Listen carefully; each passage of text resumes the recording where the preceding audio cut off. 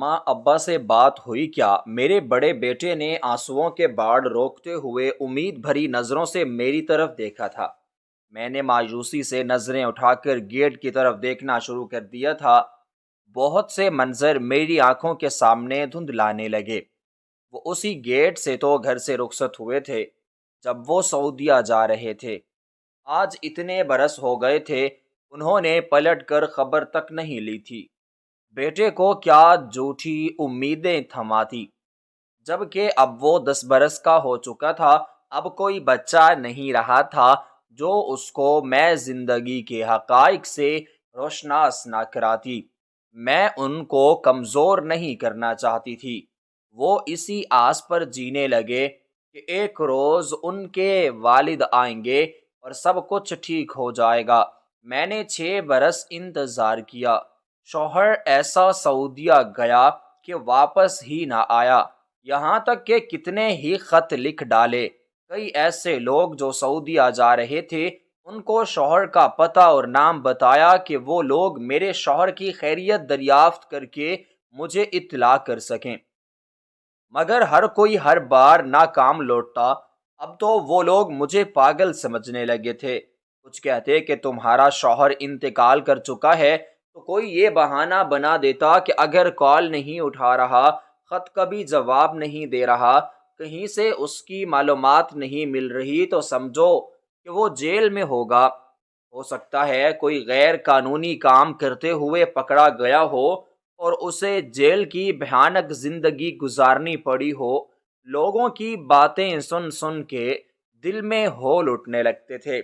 میں دعا مانگتی تھی کہ بے شک میرا شوہر پیسے نہ بھجوائے، مگر وہ واپس آ جائے۔ میں کب تک بچوں کو یوں اکیلے پرورش کرتی؟ اب میں آخری امید بھی کھو رہی تھی۔ میں ٹوٹتی جا رہی تھی۔ چاہتی تھی کہ جلد از جلد شوہر واپس آ جائے۔ بچے اب شعور کی دنیا میں قدم رکھ چکے تھے۔ اس کے متعلق بہت سوال پوچھتے تھے۔ میں بیچاری جھوٹ بول بول کے تھک جاتی۔ میں نے بیٹے کی طرف دیکھا، وہ ابھی تک میرے تاثرات جانچنے کی کوشش میں تھا۔ میں نے اس کے سر پر ہاتھ رکھا اور سمجھانے لگی، عباد تم اپنی سب بہن بھائیوں میں سب سے بڑے ہو۔ میں تم لوگوں کو بھیک مانگ کر کے تو کھلا سکتی ہوں، مگر میں چاہتی ہوں کہ تم پڑھ لکھ کے آگے بڑھ جاؤ۔ بے شک سرکاری اسکول میں ہی صحیح، میں تمہیں وہاں داخل کروا دوں گی۔ سنا ہے وہاں کتابیں بھی مفت میں ملتی ہیں۔ تم پڑھ لکھ جاؤ گے تو تمہارے بہن بھائیوں کی بھی جو زندگیاں ہیں وہ سنور جائیں گی۔ تمہارے ابا لوٹ کر تو نہیں آنے والے۔ وہ بے وفا شخص ہزاروں وعدے کر کے پلٹ کر نہیں آیا۔ اب اس کی امید چھوڑو اور وقت سے کام پر لگ جاؤ۔ میں نے اپنے بیٹے کو سمجھانا چاہا تو وہ ہتھے سے ہی اکھڑ گیا اور کہنے لگا، اماں سچ سچ بتاؤ، ابا سعودیہ ہی گئے تھے نا؟ بچے کے لہجے میں بے یقینی تھی جس نے میرا دل توڑ کر رکھ دیا۔ میں نے اس کو سر پر بوسہ دیا، اپنے پاس بٹھایا اور کہنے لگی، بیٹا مجھے اتنا یاد ہے کہ ان کے کسی دوست نے اسے سعودیہ بھجوایا تھا۔ کئی بار اس کے دوست علیم کے گھر گئی، کنڈی بجائی، مگر پہلے تو وہ شخص مجھ سے بات نہ کرنا چاہتا تھا، پھر اس نے گھر بدل لیا۔ اب جاتی ہوں تو وہاں اس گھر پر تالا لگا ہوتا ہے۔ کیا پتا تمہارے باپ کے ساتھ کوئی فراڈ ہوا ہو۔ تم بڑے ہو، ہوش سنبھالو، تم پر تمہارے بہن بھائیوں کی ذمہ داری آنے والی ہے۔ نہ جانے میں کب تک زندہ رہوں، اس لیے چاہتی ہوں اپنی زندگی میں تم لوگوں کو اس قابل بنا دوں کہ 2 وقت کی روٹی آسانی سے میسر ہو۔ یہ گھر تو تمہارے نانا ابو کا ہے، جس میں آج ہم سکون کی اور اطمینان کی زندگی گزار رہے ہیں۔ تمہارے نانا نے مجھے اچھا خاصا سونے کا زیور دیا تھا، مگر وہ سب تمہارا باپ بیچ کر سعودیہ چلا گیا اور ابھی تک واپس نہیں آیا۔ جس نے 6 سال میں کوئی خبر نہیں دی، بھلا وہ بعد میں کہاں سے آئے گا؟ امیدیں چھوڑو اور کچھ سیکھو۔ میرے بیٹے نے میرا ہاتھ جھٹکا۔ بدتمیزی کرتے ہوئے کہنے لگا، آپ میرے والد کو مردہ نہیں کہہ سکتی اور نہ ہی یہ کہہ سکتی ہیں کہ وہ جیل میں بند ہیں۔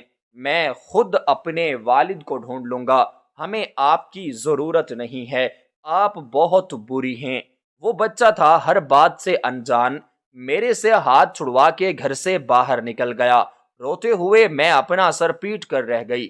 میری دونوں بیٹیاں جو ابھی 5 برس کی تھیں، 2 جڑواں تھیں، گھر میں بیٹھی کھیل رہی تھیں۔ بڑے بھائی کا یہ رویہ دیکھا تو افسوس کر کے رہ گئی۔ وہ چھوٹی تھی مگر بہت حساس تھی، مجھے تکلیف میں دیکھ کر وہ بھی دکھی ہو جایا کرتی تھی۔ اسی لیے تو کہتے ہیں جیسے باپ کا سہارا ہوتا ہے، اسی طرح بیٹی بھی ماں کا سہارا بنتی ہے۔ مجھے روتا ہوا دیکھ وہ معصوم بچیاں میری طرف چلی آئیں اور آنکھوں کے آنسوؤں کو صاف کرنے لگیں۔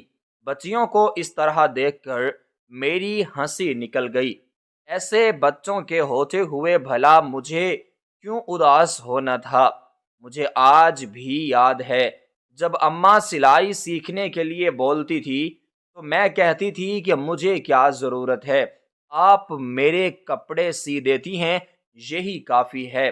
اگر تب سلائی کڑھائی سیکھ لیتی تو کم از کم آج 2 وقت کی روٹی کے لیے نہ ترس رہی ہوتی۔ میری والدہ میت نہلانے کا کام کرتی تھی، اکثر ان کے پاس پرانے کپڑے اور میت کے گھر والوں سے ملنے والی چیزیں کا سامان جمع رہتا۔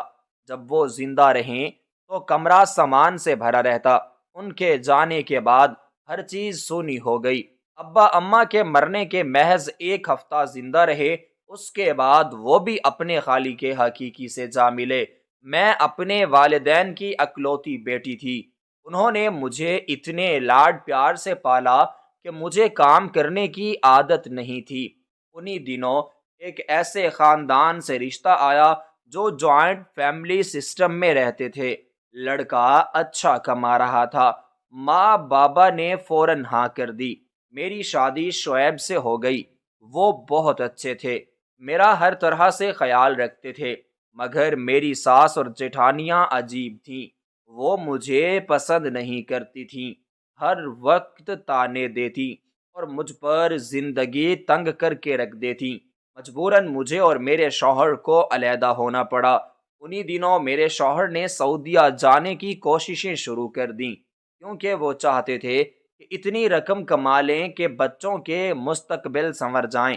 میری اماں ابا نے سنا تو انہوں نے کہا کوئی اور گھر کرائے پر لے کر رہنے سے بہتر ہے کہ ہمارے گھر آ جاؤ۔ یوں میرے شوہر نے اپنے گھر کو چھوڑا اور ہمارے گھر گھر جمائی بن کر رہنے لگے۔ تقریباً وہ 3 سے 4 ہفتے رہے، اس کے بعد وہ سعودیہ چلے گئے۔ میں کئی بار سسرال گئی اور لوگوں سے مدد مانگی، مگر وہ کہنے لگے کہ تم نے ہی ہمارے بیٹے کو ورغلایا ہے، اسی لیے اب ہم سے کوئی امید مت رکھنا۔ اپنی طرف سے انہوں نے بھی پتہ کروایا تھا، مگر شعیب کا کہیں پر بھی نام و نشان تک نہ ملا۔ میں لوگوں کے گھروں کے چھوٹے موٹے کام کیا کرتی تھی، تو وہ لوگ بدلے میں یا تو مجھے کچھ کھانے پینے کو دے دیتے تھے یا پھر مجھے کچھ پیسے مہیا کر دیتے تھے، جس سے ہمارا ایک وقت کا گزارا ہو جایا کرتا تھا۔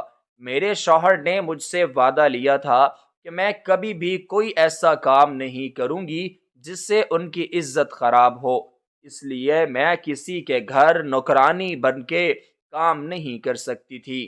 مجبوراً اپنے محلے میں ہی میں نے لوگوں کے گھروں میں چھوٹے موٹے کام کرنے شروع کر دیے، جس سے کھانا مل جاتا تھا۔ جیسے کسی کے گھر مہمان آ رہے ہوتے تو مجھے بلوا لیتے، میں ان کے ساتھ صاف صفائی کروا لیتی تھی۔ یہاں سب سفید پوش لوگ رہتے تھے، ان کا خود بڑی مشکلوں سے گزارا ہوتا تھا، ایسے میں وہ کام والی بائی بالکل بھی نہیں رکھ سکتے تھے۔ جب کبھی ان کے گھر کام بڑھ جاتا تو مجھے بلا لیتے تھے، کبھی میری مزدوری لگتی اور کبھی نہیں۔ کئی کئی دن ہم نے فاقے کیے، زندگی بہت مشکل ہوتی جا رہی تھی۔ میں خوبصورت تھی اور ابھی تک جوان بھی۔ لوگ میرے متعلق باتیں کرنے لگے۔ عورتوں نے مجھے اپنے گھر میں بلانا چھوڑ دیا۔ اصل ہماری زندگی تنگ یہاں سے ہوئی جب مجھے کہیں سے بھی کام نہیں مل رہا تھا۔ شوہر کے حکم کو پس پردہ رکھ کے میں بڑے بنگلوں میں کام ڈھونڈنے کے لیے نکلی، مگر ہر جگہ سے صرف مجھے انکار ملا۔ تب میں سوچ میں پڑ گئی کہ اب مجھے کیا کرنا چاہیے۔ بڑا لڑکا ہاتھ سے نکلتا جا رہا تھا۔ وہ ہر وقت مجھ سے بدتمیزی کرتا اور مجھ سے پوچھتا کہ بابا کہاں ہیں، ان سے ہماری بات کرواؤ۔ میں ان سے کہاں سے بات کرواتی؟ وہ جو نمبر دے گئے تھے وہ بھی بند جا رہا تھا۔ میرے پاس رابطے کے لیے اور کوئی ایسی معلومات نہیں تھی جس سے پتہ چل سکے کہ وہ کہاں ہیں اور کب واپس آئیں گے۔ یہ تو شکر ہے مرنے سے پہلے والدین نے یہ گھر میرے نام کر دیا تھا، ورنہ میں اپنے بچوں کو لے کر کہاں جاتی؟ رہنے کا ٹھکانہ تھا اور مجھے کیا چاہیے تھا؟ بس آمدنی کے لیے۔ نہ تو مجھے کوئی کام مل رہا تھا اور نہ ہی کوئی مدد کرنے کو تیار تھا۔ ایک روز محلے میں کوئی فوتگی ہوئی۔ ہم نے 5 روز سے فاقہ کیا ہوا تھا۔ جب وہاں سے کھانا آیا تو بچے خوش ہو گئے۔ بیٹی نے پوچھا کہ اماں یہ کھانا کہاں سے آیا ہے؟ میں نے فوراً جواب دیا کہ محلے میں فوتگی ہوئی ہے اور انہوں نے کھانا بھجوایا ہے۔ 3 دن تو کھانا آتا رہا۔ چوتھے روز جب کھانا نہیں آیا، بیٹی نے پوچھا امی محلے میں کوئی کب مرے گا؟ کب دوبارہ پیٹ بھر کر کھانا کھا پائیں گے؟ بیٹی کے منہ سے ایسی باتیں سن کر میرے دل میں ہول اٹھنے لگے۔ تو کیا میرے بچے اب پیٹ پالنے کے لیے دوسروں کی موت کی دعا کریں گے؟ یہ سننے سے پہلے میں مر کیوں نہیں گئی؟ افسوس شدت اختیار کر گیا۔ بچے اب بڑے ہو رہے تھے اور مجھے کمائی کا کوئی نہ کوئی ذریعہ تو ڈھونڈنا ہی تھا۔ میں اپنے بچوں کی تربیت اس طرح نہیں کر سکتی تھی کہ وہ اپنے فائدے کے لیے کسی کے مرنے کی دعا کریں۔ میں نے ہر کاروبار پر غور کیا مگر کچھ سمجھ نہیں آ رہی تھی کیونکہ میرے پاس رقم نہیں تھی۔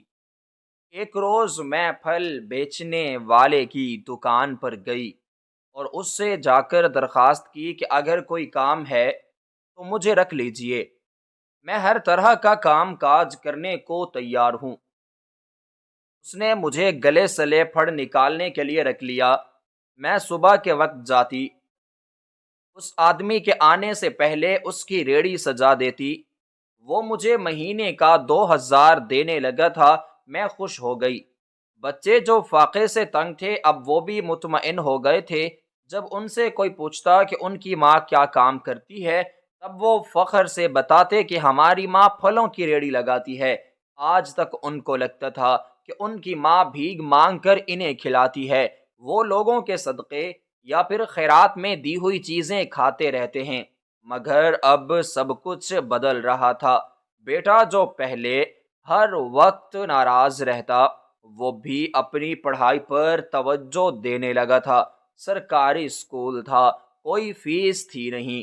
جیسے بیٹھا ہوتا بستہ اٹھاتا اور اسکول کے لیے نکل جاتا۔ آج کل وہ محنت کرنے لگا تھا۔ میں دن رات اس کو سمجھاتی کہیں یہ مجھ سے باغی نہ ہو جائے۔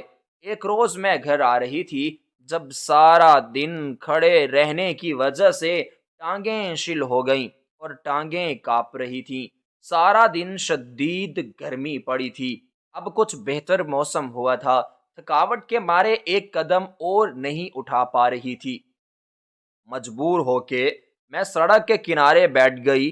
کافی سارے لوگ وہاں سے گزرے۔ کچھ نے مجھے بھکاری سمجھ کر بھیک دینا شروع کر دی۔ میں لوگوں کو منع کر رہی تھی کہ مجھے یہ بھیک نہ دیں، میں بھیک مانگنے کے لیے نہیں بیٹھی ہوں۔ اس وقت میں نے کالی چادر پہن رکھی تھی اور منہ بالکل چھپایا ہوا تھا۔ آنکھیں بامشکل دکھائی دے رہی تھیں۔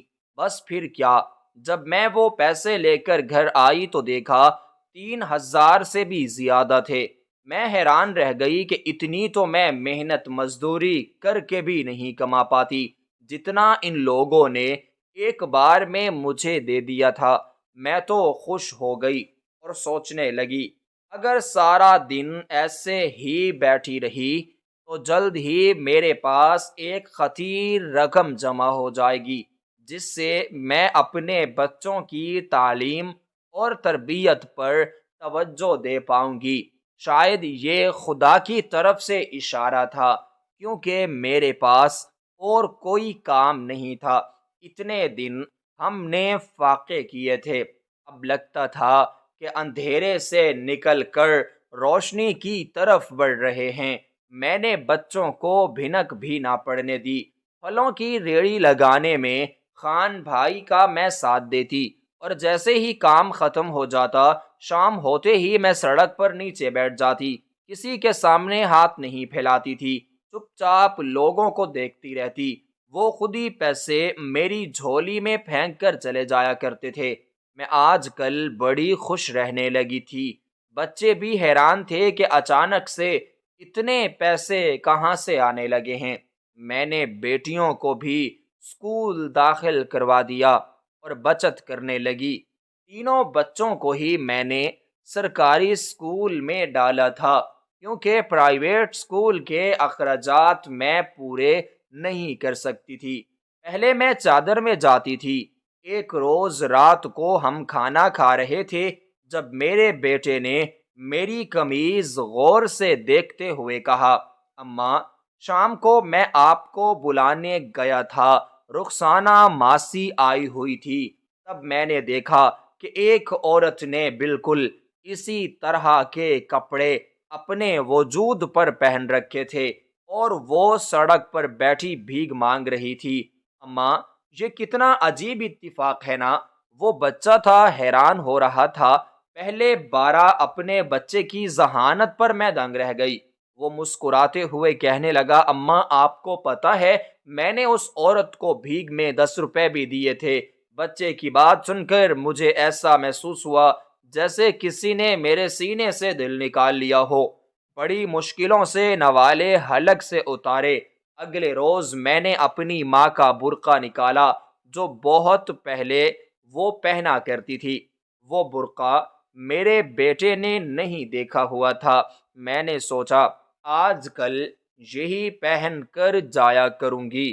بیٹے کو ٹیوشن سینٹر بھیج دیا تاکہ وہ کبھی بھی یہ معلوم نہ کر پائے کہ اس کی ماں کیا کام کرتی ہے۔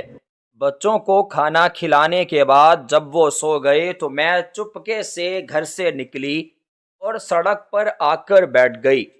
وہ بازار تھا اور ہر وقت رش بھی لگا رہتا تھا۔ تقریباً رات کے 10 بجے تک وہاں دکانیں بند ہونا شروع ہوتی تھیں۔ ابھی تو صرف 9 بج رہے تھے۔ میں جلدی سے سڑک پر بیٹھ گئی۔ وہ سڑک ہمارے گھر سے بہت دور تھی۔ میں ایسی جگہ ڈھونڈ رہی تھی جہاں تھوڑے سے لوگ موجود ہوں تاکہ کچھ پیسے جمع کر لوں۔ ابھی میں وہاں بیٹھی ہی تھی جب میں نے بھکاریوں کا ایک گروہ دیکھا۔ تقریباً ان میں 6 عورتیں اور 8 مرد تھے، جنہوں نے بظاہر خود کو معذور دکھایا ہوا تھا۔ وہ شہر کے مختلف علاقوں میں بھیک مانگتے تھے، یہاں ایک جگہ پر اکٹھے ہوتے اور پھر وہاں سے انہیں ایک رکشہ لے جاتا۔ انہیں دیکھ کر میں حیران رہ گئی تھی۔ ابھی میں وہاں بیٹھی ان لوگوں کو دیکھ رہی تھی جب ایک آدمی لنگڑاتے ہوئے میری طرف بڑھا اور کہنے لگا، آئندہ تم ہمیں یہاں بیٹھی ہوئی دکھائی نہ دو، ورنہ ہم سے برا کوئی نہیں ہوگا۔ تم ہماری روزی پر لات مار رہی ہو، اچھا خاصا پھلوں سے پیسے کما لیتی ہو، پھر کیوں بھیک مانگنے بیٹھ جاتی ہو؟ دیکھی تو ہم سب مل کے تمہیں تگنی کا ناچ نچوائیں گے۔ یہ کہہ کر وہ آدمی آگے کی طرف بڑھ گیا۔ میں اپنے منہ سے ایک لفظ بھی نہیں نکال پائی۔ زندگی میں پہلی بار مجھے خوف محسوس ہوا۔ ان سب کا ایک سربراہ تھا، افضل خان۔ وہی سب کو رکشے پر مختلف جگہوں پر چھوڑ کر جاتا تھا۔ ایک روز ایک بوڑھا شخص جس کی عمر 60 برس تھی، وہ بھیک مانگنے کے لیے سڑک پر بیٹھ گیا۔ افضل نامی شخص جلدی سے اس بوڑھے کے پاس گیا اور اسے وہاں سے ہٹانے لگا۔ کیونکہ اس نے اپنے یہاں 2 بندے بٹھا رکھے تھے جو بھیگ مانگ رہے تھے۔ اس بوڑھے کی وجہ سے انہیں بھیگ کم مل رہی تھی۔ اسی وجہ سے افضل خان آگے آیا اور اس نے اس بوڑھے کو وہاں سے جانے کو بولا۔ یہ واقعہ میری آنکھوں کے سامنے ہوا۔ میں حیران ہو کر انہیں دیکھتی رہ گئی۔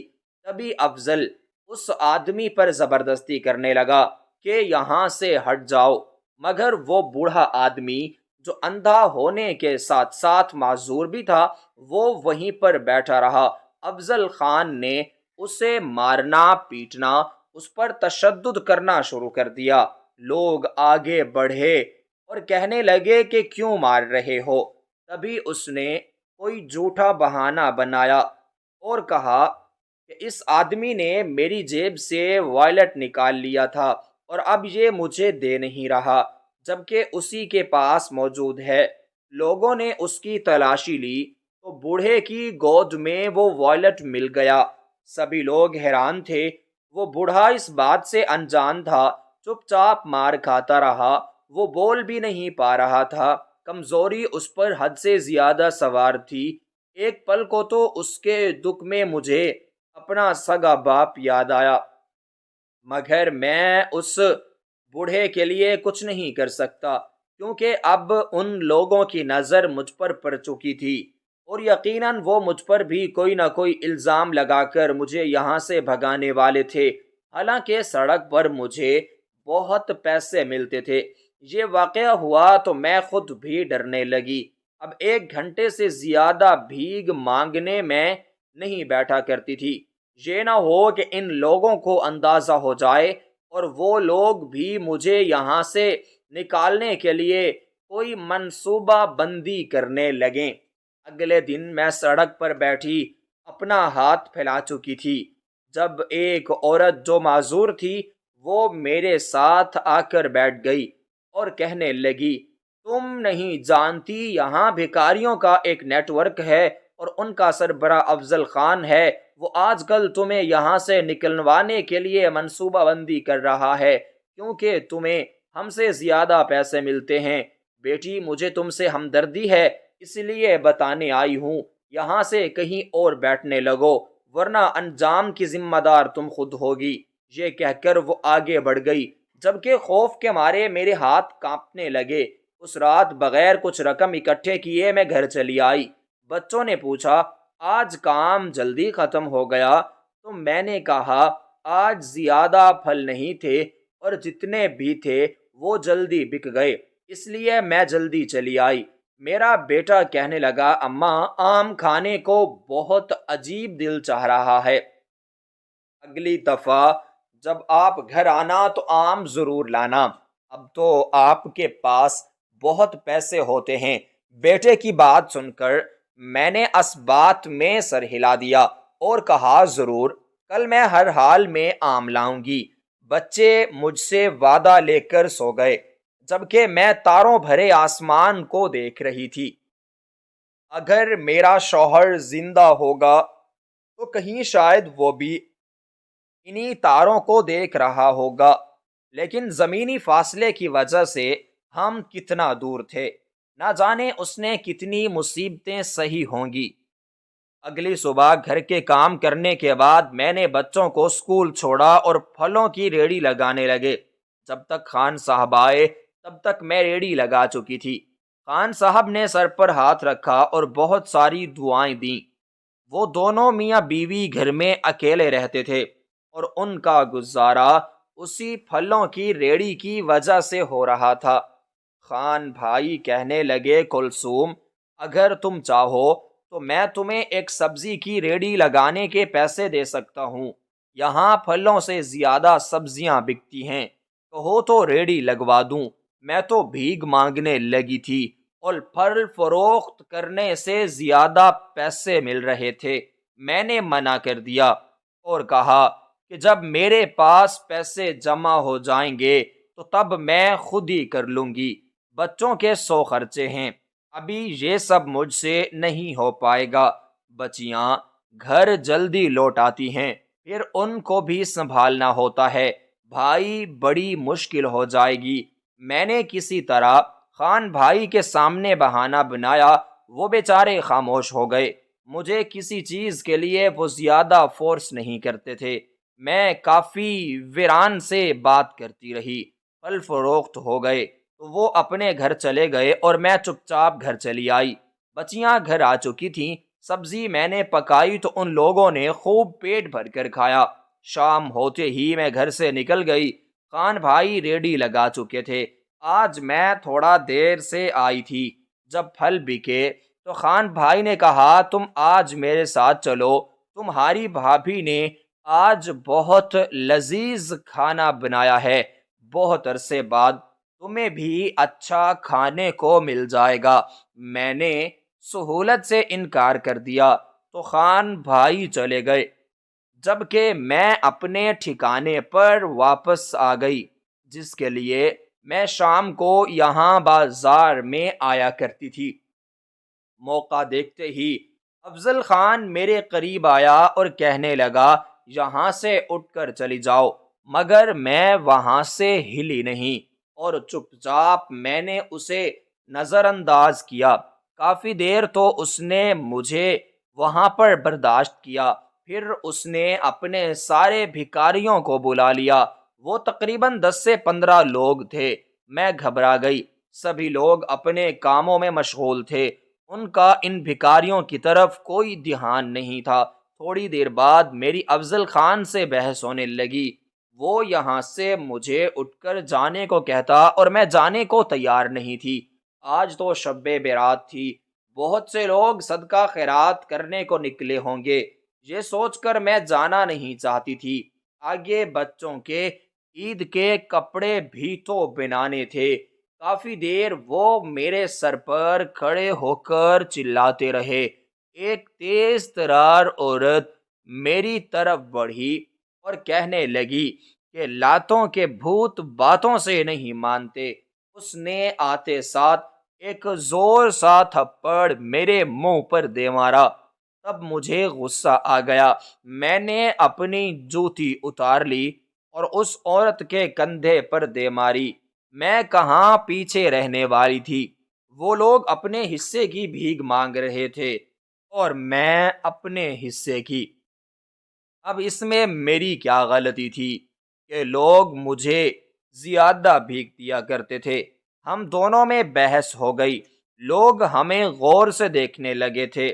وہ لوگ زیادہ تھے، انہوں نے مجھے مارنا شروع کر دیا۔ اس سے پہلے کہ وہ مجھے مار مار کے مار ہی ڈالتے، ایک بڑی سی کالی گاڑی ہمارے پاس رکی۔ اس میں سے ایک آدمی آنکھوں پر چشمہ لگائے ہماری طرف بڑھا۔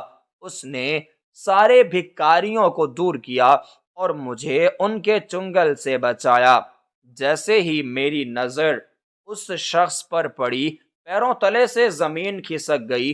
میں یقین نہیں کر پا رہی تھی کہ سامنے میرا شوہر موجود ہے۔ وہ تو کہیں غائب ہو گیا تھا، پھر اب واپس کیسے لوٹا تھا؟ میں کافی دیر اسے گھورتی رہی۔ جب افضل خان آگے بڑھا اور میرے منہ پر تھپڑوں کی برسات کرنے لگا، تبھی وہ آدمی اسے غراتے ہوئے کہنے لگا، اگر اس کو ہاتھ بھی لگایا تو ہاتھ توڑ کے رکھ دوں گا۔ بی بی آپ ایک طرف ہو جائیں، اس نے مجھے مخاطب کرتے ہوئے کہا، اور افضل خان کے ساتھ وہ لڑنے لگا۔ بہت سے لوگ آگے بڑھے اور ان دونوں میں صلح کروانے لگے۔ پولیس کے سائرن کی آواز سن کر وہ سارے بھکاری بھاگ گئے، جبکہ وہ شخص جس کی میں بیوی تھی اور اس سے میرا وفا کا رشتہ تھا، وہ میرے ساتھ کھڑا رہ گیا۔ وہ کیسے مجھے چھوڑ کر چلا گیا تھا، اب میری جان بچا کے کفارہ ادا کرنے کی کوشش کر رہا تھا۔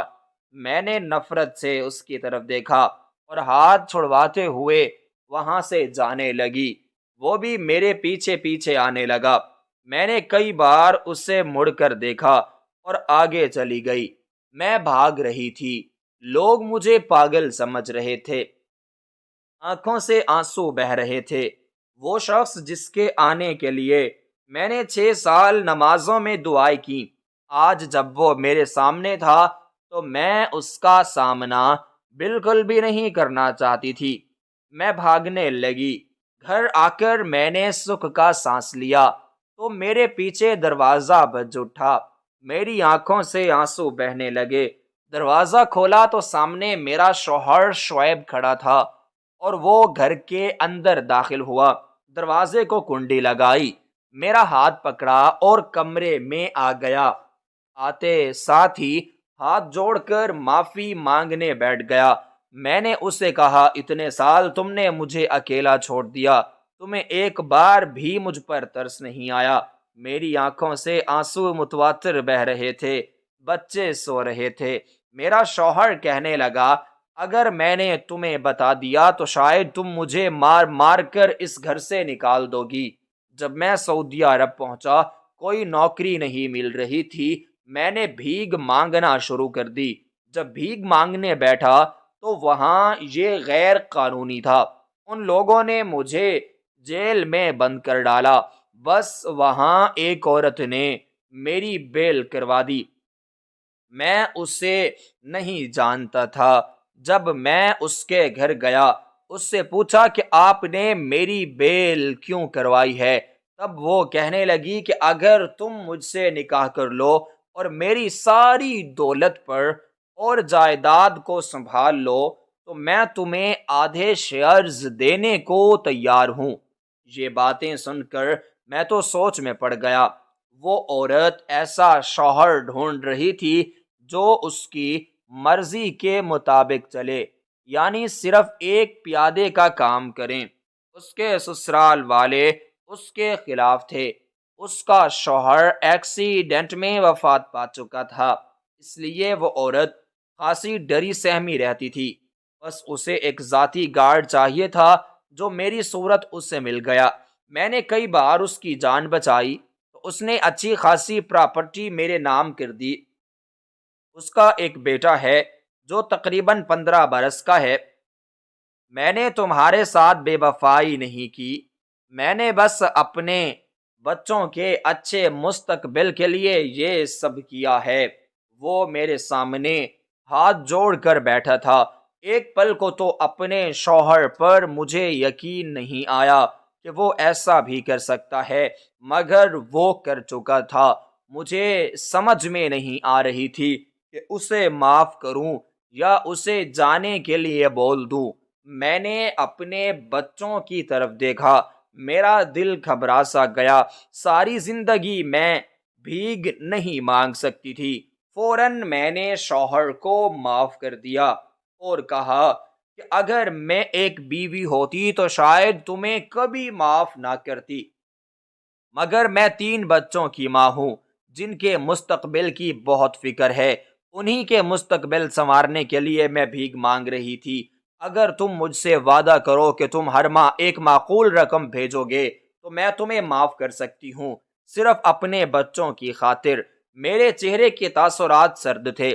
تبھی میرا شوہر کہنے لگا، ٹھیک ہے، مجھے منظور ہے، بلکہ ایک خطیر رقم میں تمہارے اکاؤنٹ میں جمع کروا دیتا ہوں اور بچوں کی خیریت کے لیے بھی آتا رہوں گا۔ میرا کہا مانو تو بیٹے کو میرے ساتھ بھیج دو، پڑھ لکھ کر جب وہ اس قابل ہو جائے گا کہ ہم تمہیں وہیں بلوا لیں گے۔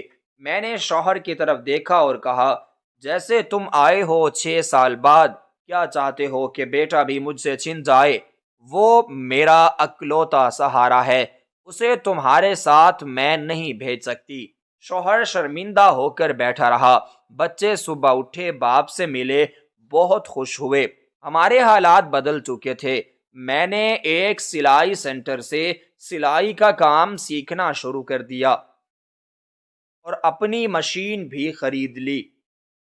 شوہر رقم بھجواتا تھا، مگر اب مجھے سمجھ آئی کہ اماں کیوں کہتی تھی کہ ہر عورت کے پاس ایک ہنر ہونا چاہیے جو زندگی میں کہیں نہ کہیں اس کے کام ضرور آتا ہے، اور آج مجھے یہ سیکھ مل چکی تھی۔